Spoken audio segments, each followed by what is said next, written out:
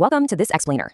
You know, whenever we hear about the Indian Constitution, the very first thing that usually comes to mind is this dry, massive, and just overwhelmingly complex legal document. But what if I told you we've been looking at it all wrong? Today, we are going to completely flip that perspective. We're not going to look at it like some dusty textbook. Instead, we're going to explore the Constitution as a brilliantly designed, perfectly symmetrical operating system, literally the master code that runs the entire country. 395. That right there represents the original number of articles in the Constitution. And honestly, for anyone trying to understand the system, that number is incredibly intimidating. It immediately triggers this deep fear of rote memorization. Now, even though amendments have pushed the total number way past 470 today, the fundamental core architecture still rests entirely on the math of those original 395 articles. But here's the absolute best part. You don't actually need to memorize them. So, you might be wondering, how do you even begin to memorize this massive, symmetrical matrix? Well, okay, let's dive into this, because we aren't memorizing a giant list today. We're going to decode a highly logical, mathematical, and incredibly visual blueprint. Think of it like uncovering the hidden patterns in the matrix. The framers of this operating system didn't just randomly throw a bunch of laws together. They built a tightly structured, symmetrical system. Once you see the underlying pattern, the whole thing just clicks right into place. Section 1. System Setup and User Rights. Hardware and Citizens. To boot up this operating system, we first need to define our hardware and our authorized users. I mean, you can't run a system if you don't know the physical boundaries of the device, right? And you definitely can't run it if you don't know who actually has the login credentials. So, Part 1, covering Articles 1 through 4, is our hardware. It states that India is a union of states and sets those physical borders. Next, in Part 2, Articles 5 through 11, we register our users through citizenship. Now, how do you remember exactly where citizenship starts? Think of the brilliant Nag Panchami mnemonic. In Hindi, Nagrikta means citizenship, which sounds a lot like Nag or snake. And Panchami refers to the number 5.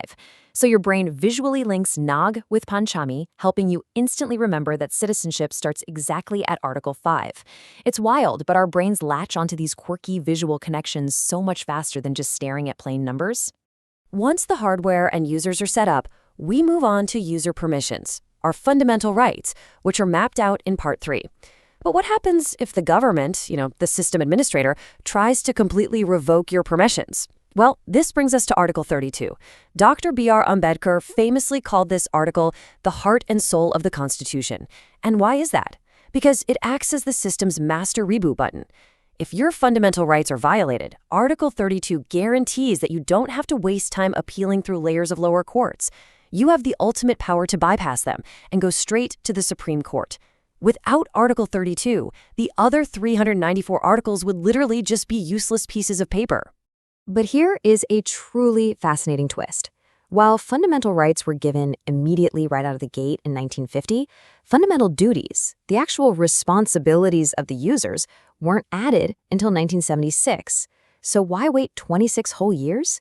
Actually, it's highly logical. Right after independence, the architects of the system really needed citizens to feel totally secure from what was a very powerful state. They needed users to physically feel their freedom first. But by 1976, as the democracy kind of matured, it became super clear that a society cannot function purely on demanding rights all the time. A mature system requires a really strict balance between user rights and user responsibilities, things like protecting public property and developing a scientific temper. All right, Section 2, the center-state mirror logic, decoding the matrix. Now we arrive at what I genuinely consider the absolute most mind-blowing feature of this entire constitutional OS, the center-state mirror logic. The executive and legislative branches of the central government and the state governments are designed as almost perfect mirror images of each other. This means if you can grasp the mathematical pattern for the center, you automatically know the state's layout. Let's look at the +1 and prefix 1 rule. We have the president at the center, whose position is established in Article 52. To find the exact corresponding article for the governor of a state, you just use a super simple formula, add 1, and put a 1 in front.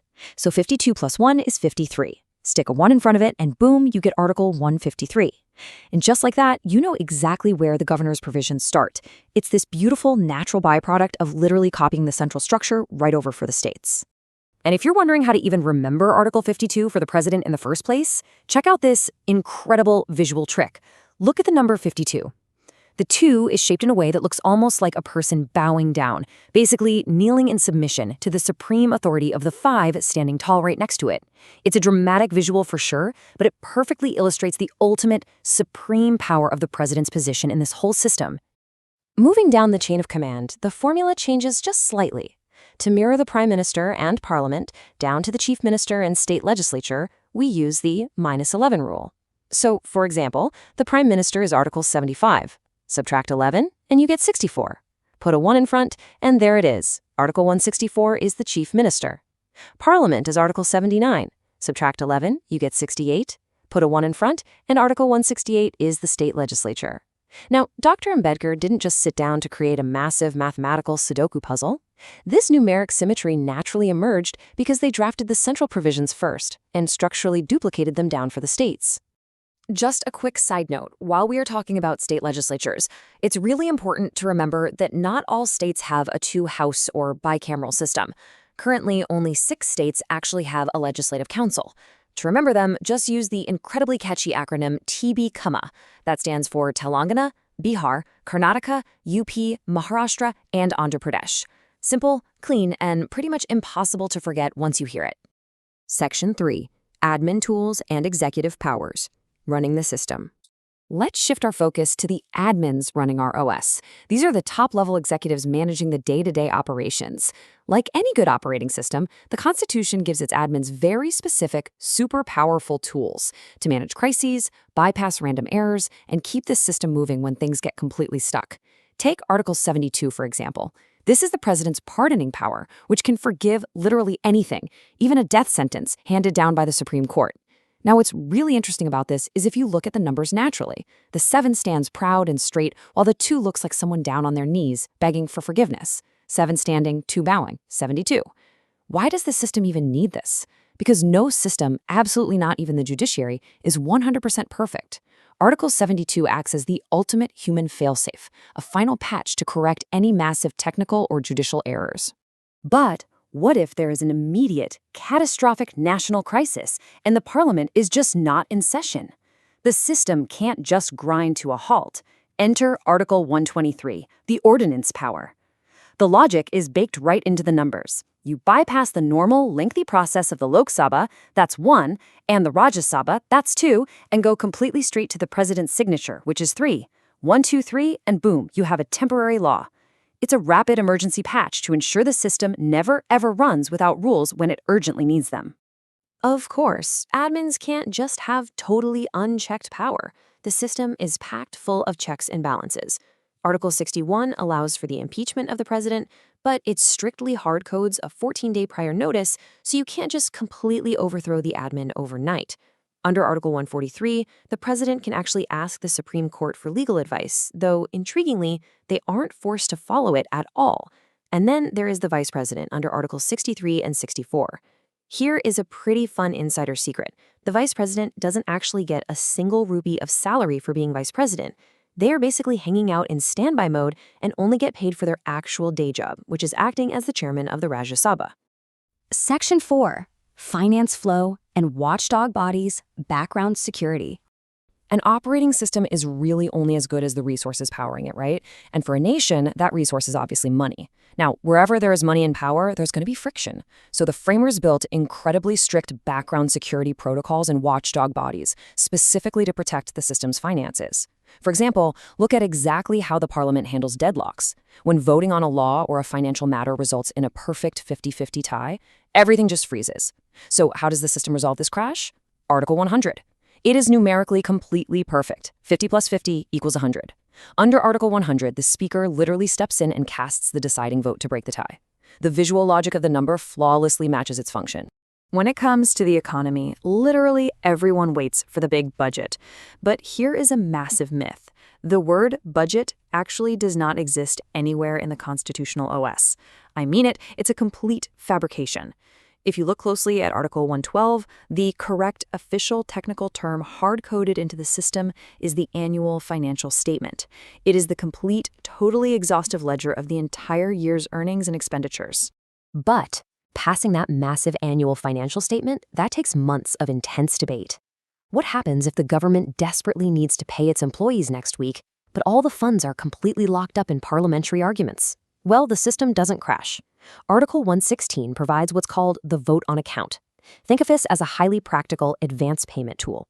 It allows the government to legally withdraw emergency operating funds from the main vault, just to keep the basic, everyday machinery running until the full budget is officially approved. Overseeing all of these complex laws is, of course, the judiciary. And the center-state mirror logic applies here too, but in a slightly different, absolutely brilliant anagram. The Supreme Court at the center is established by Article 124. Want to find the state-level high courts? You just swap the first two digits. 124 suddenly becomes 214. Article 214 is the high court. It's a perfectly designed numeric link connecting the central and state judiciaries. The system also actively deploys watchdogs in the background. Article 148 sets up the CAG, the ultimate auditor. Now, people often think they are just boring accountants, but the CAG is actually the hardcore security protocol that exposed massive system vulnerabilities, like the 2G and coal scams. Article 262 handles major interstate bugs, like states endlessly fighting over river water. And here is a totally crucial warning for anyone trying to study this system. Watch out for the Article 312 trap. It mentions all India services, including the IAS, IPS, and IFS. Most people completely assume the F stands for Foreign Service. It absolutely does not. In this specific constitutional context, IFS stands for the Indian Forest Service. It is a classic trap that catches so many people completely off guard. And that brings us to Section 5, Emergencies, Amendments, and Future System Recovery. Finally, what happens when the entire nation faces a total catastrophic crash? And how does the operating system update itself to survive the test of time? Well, the Constitution handles this beautifully through the elegant 4+4 formula. And this brilliantly illustrates a mathematical staircase for system recovery. Step 1. A massive external threat hits. Article 352 instantly activates the national emergency. Step 2. If a specific state's machinery just completely crashes, you just add 4. Article 356 triggers state emergency, often called President's Rule. Step 3. If the economy is actively crashing, you add 4 again. Article 360 activates the financial emergency, which is a protocol so totally extreme, by the way, that India's resilient system has never actually had to use it in history. To keep this massive operating system alive and relevant, Article 368 gives it the power to literally update and amend itself. So we have successfully decoded the symmetrical, mathematical brilliance of this 1950s blueprint.